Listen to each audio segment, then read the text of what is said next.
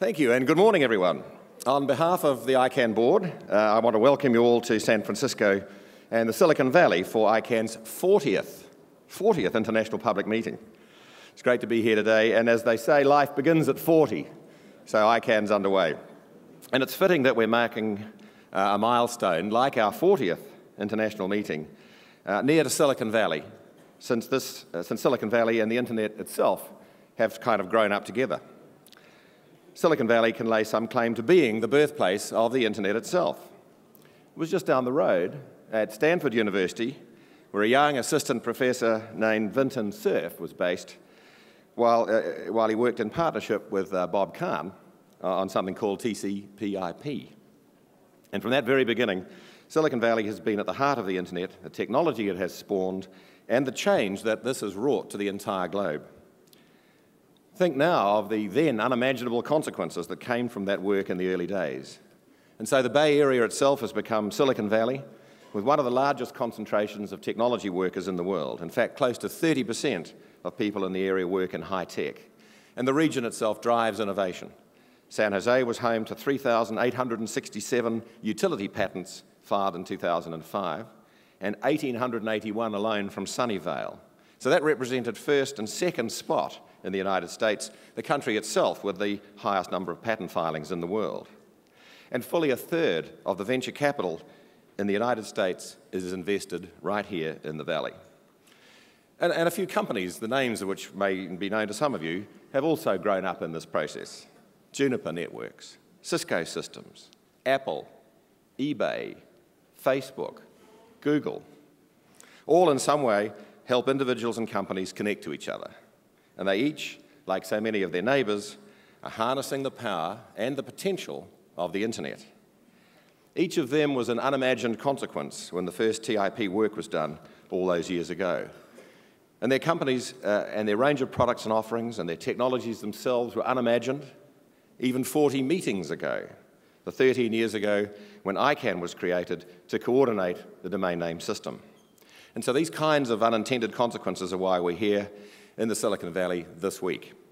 Since our inception and through the course of the 40 meetings, ICANN has had a very clear role. We're here to preserve the operationality of the Internet, to promote competition as appropriate, to achieve broad representation of the global Internet community, and to develop policies appropriate to our mission through our bottom-up, consensus-driven processes. We're not here to develop new technologies for the marketplace. We're not here to create new consumer, business, or industrial products. But we are here to enhance and expand that platform that makes so much of all this possible. And that's the truly amazing work of ICANN and the Internet.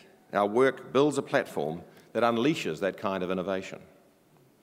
The last time we got together as a community was in Cartagena in Colombia. And let's just stop for a moment and recall what a fabulous meeting that was, and thank again our hosts from Colombia.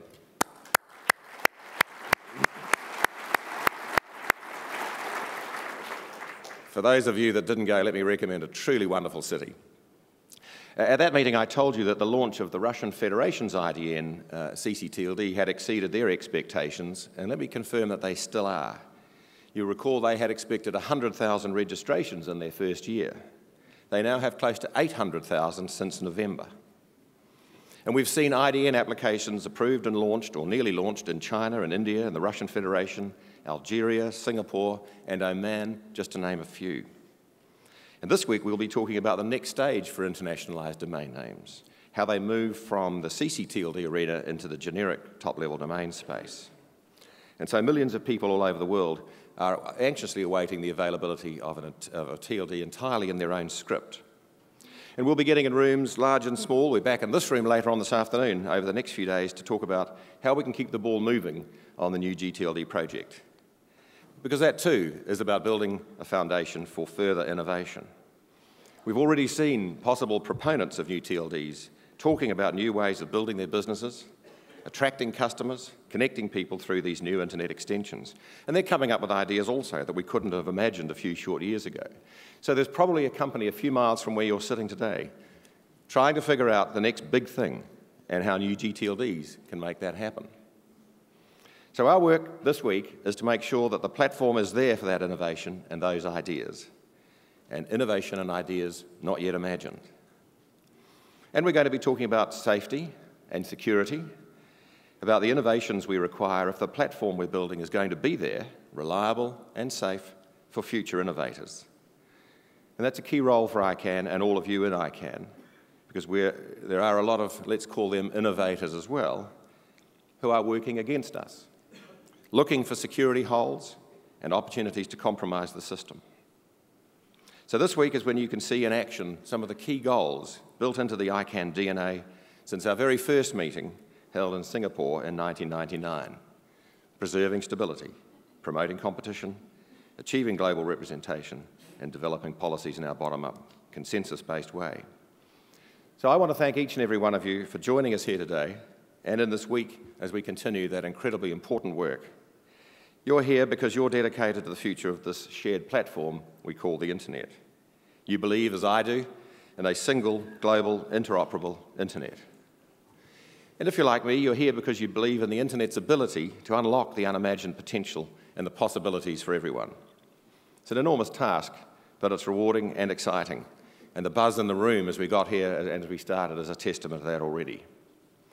In the past week, we've seen the incredible power of Mother Nature and the devastating earthquake and its aftermath in Japan. And our thoughts are with everyone in that country and around the world worried about the future, about their families and friends and the other tragic consequences. But just as we saw that awesome power, we've also seen the power of the Internet and how it can help people to deal with that disaster. People have used the Internet and its myriad of platforms and connections in incredible ways to warn about dangers, to marshal emergency efforts, to track down family and friends. And some of you have been kind enough to contact me over the past few weeks about the recent earthquake also in Christchurch, New Zealand. And I can tell you there that just in the last few days, using Facebook, 15,000 students were mobilised who turned up with shovels and went to work in Christchurch shoveling the liquefaction that's occurred as part of the damage. I don't know whether you realise that Christchurch sits on nearly half a kilometre of silt. And once the earthquake struck, all that just turned to basically to jelly and bubbled up through the houses, through the streets, through the buildings. So 15,000 students turned up with shovels and helped to clear that. And once, as they departed, another internet-generated exercise, the farmers of the Canterbury region came to town with their utes and their trucks, their utilities, and they shoveled all this mess into the back of these trucks and took them away. So we're seeing the use of the internet in that very powerful way. Credible connections and communications have been possible, and they've been possible in large part because of the single global internet. It's an important reminder of the things we make possible. All right, well, those of you who've been to other opening ceremonies will know that I've made a practice of opening ICANN meetings in the local language.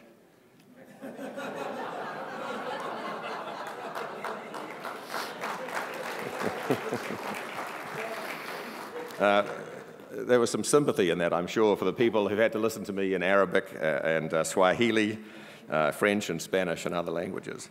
So I'm delighted to be in the US and not to have to put you through anything other than the torture of my very southern accent. What we're going to do today instead is introduce some very famous US citizens, as we're here in the US, who've been intimately involved with ICANN since the very beginning. And I've had the pleasure of working at some stage with all of them.